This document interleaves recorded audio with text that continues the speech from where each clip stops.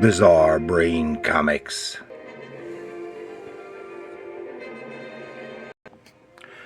Hello, my comic book friends, and welcome to Bizarre Brain Comics. I'm Gary, your host.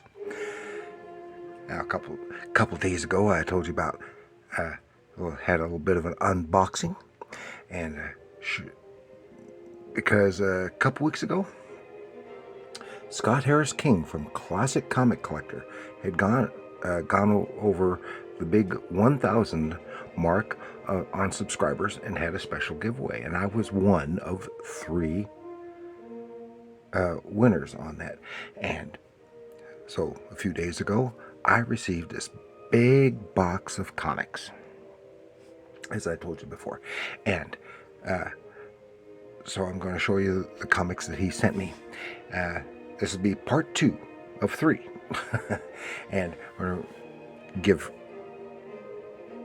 give him a plug, because remember, as well as a collector, he is a comic creator, and his comics are, you can see what he's got and order his comics at crimebustercomics.com/shop. And he has a special going on. I think it's his 5-year special. So if I remember correctly, it's everything that he's published up to date for in one package of $55, and so which equals about 300 pages. I think is what it said, something like that. I might be misremembering, but that's what I think he said. So thanks again to Scott Harris King of Classic Comic Collector. And here we have our first one for this time. This is American Honda presents DC Comics Supergirls, and in cooperation with the U.S. Department of Transportation's National Safety Belt Campaign. So this is, I've did a program on before of just several of the DC Comics promotional and, in this case, educational books before. So here you have Supergirl, had Superman, but this is all Supergirl. This is with Honda and DOT, and then you see the back cover here, both the front cover and the back cover, and the interior art is by, what was his name? And Angelo Torres, I think is what his name was. So that's a nice looking one, and some nice artwork. Then we have issue number 5 of Green Lantern Emerald Dawn. And see, this is part 5 of 6. And I remember this was 1990.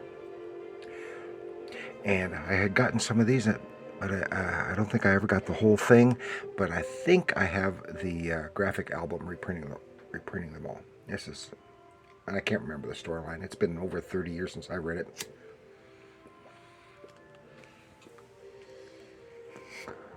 Some nice artwork.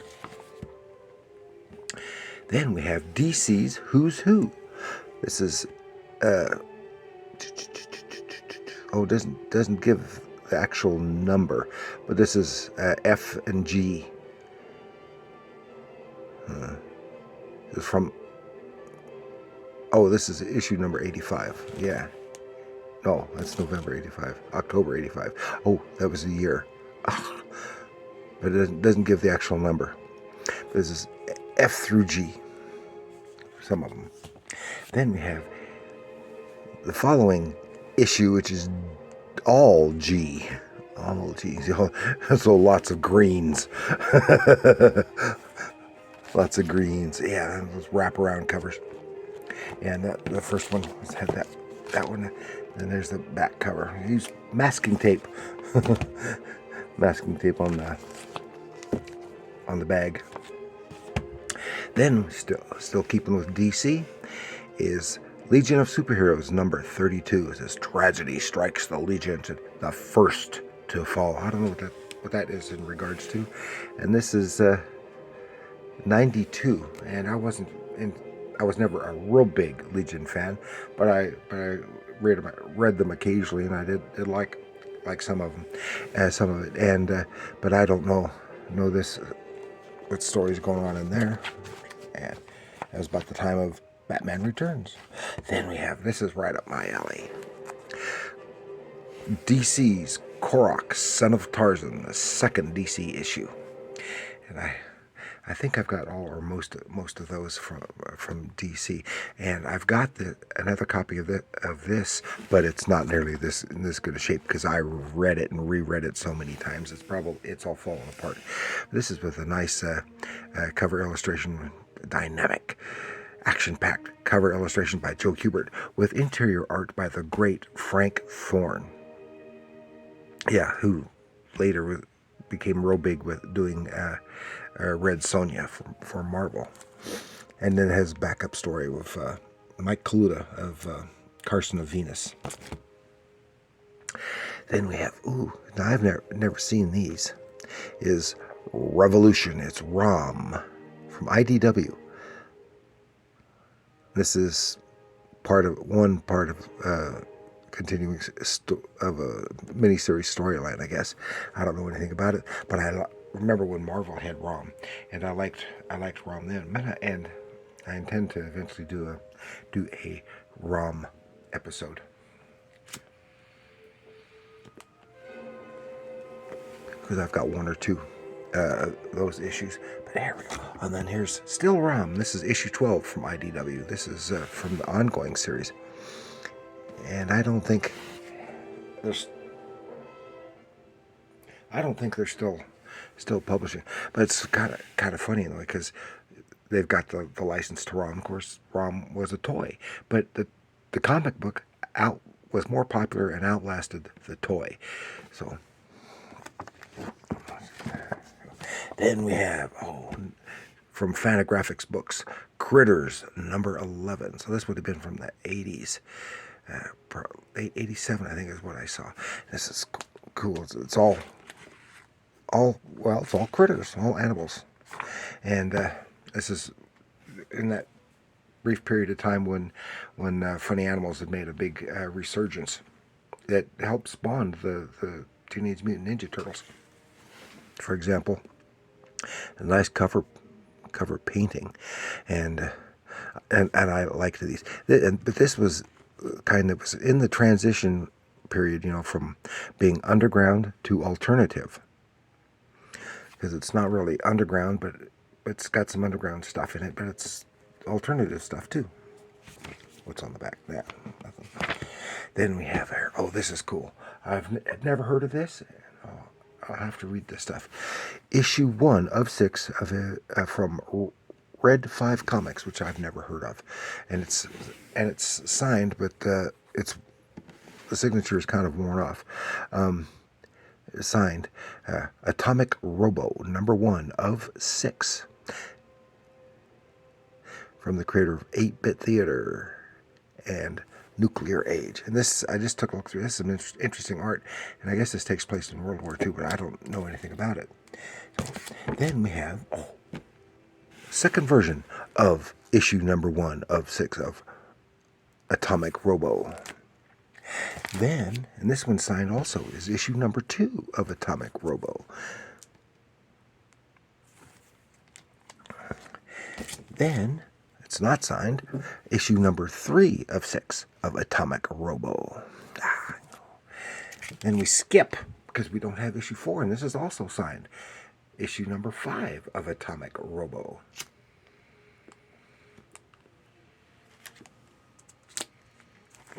And it looks interesting. And then we finish him up with issue number 6 of Atomic Robo, and it's also signed. And I don't know anything about these books. I have never seen them before. Then we go way back to 1954. Dell Comics. A boy, a horse, and a dog. Rusty Riley, and nice cover painting. And I think this is an adaptation of a young people's book. But it has some real nice artwork in it that makes me think of Doug Wildey, but I don't necessarily think that it's him, but it really reminds me of Doug Wildey. And it starts right in the middle of the story, so it's part of a 2-issue adaptation. And every page, I don't think there were any ads in it. Yeah, and every page, including the front, front and inside, and on the back cover, is part of the story. And it's kind of a western, but not quite. Something about, obviously, racehorse. This kid is a jockey. Yeah, that looks interesting. Here we go. No, yeehaw! Because you know how I loves me some westerns. This is a special Billy the Kid, all Severin art, and I think this is all this art like that other one I had when I had did that stack of western comics a few days ago. Was with all Severin art. I think it's all reprint material from around 1960. Great John Severin art. Here we have the Outlaw Kid, all new. So that makes it. This has got Dick Ayers art, Gil Kane cover, and interior art by Dick Ayers. The other ones, Outlaw Kid I showed had Doug Wildey art in there. See, that was from the 50s, reprinting from the 50s. So this was all new.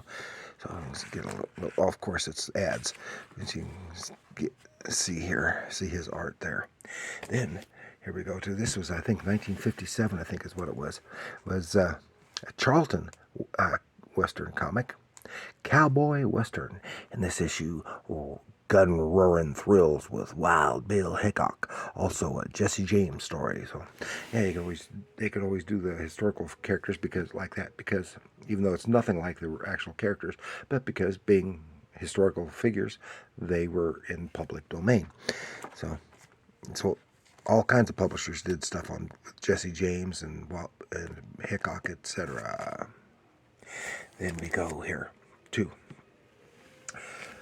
DC Comics. This is from the 80s. Issue number 4 is summer 91. Okay, that's what it was.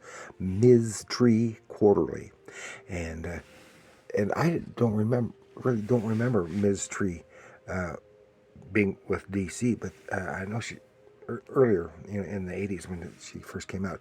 This is written by Max Allan Collins, a mystery novelist, and if you remember, he did the novelization of Dick Tracy. He wrote, for several years, wrote the Dick Tracy comic strip and some Dick Tracy novels.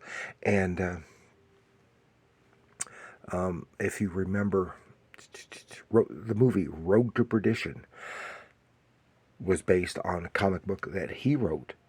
And if I remember correctly, he was also wrote the novelization and worked on the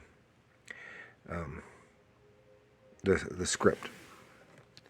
But this is with Terry Beatty doing the artwork, and I still have some earlier stuff of Ms. Tree that I want to. I've got a paperback of Ms. Tree, and I want to cover that sometime. But this is a nice cover painting, like right out of the old hard-boiled mystery novels. Yeah. And then what's on the back? Oh, just the doors. Then we finish it up with this 100-page special square-bound issue of Our Fighting Forces. And I thought this was different, but when I did some war comics some time ago, I had the same issue with different cover, as I recall. I thought it was different until I looked through it, and it was all the same. So we got some good war action, some good Western action, and some good superhero action. All kinds of good stuff here in this batch of stuff that I got from Scott Harris King. And so that's all I have to show you this time. And I do want to thank you for joining me. Please like, share, and subscribe. And leave a comment. Which of these kind of books do you like best? Any of them that you'd like to see me take a deep dive into? Let me know in the comments below. Ooh. And remember, comics our art.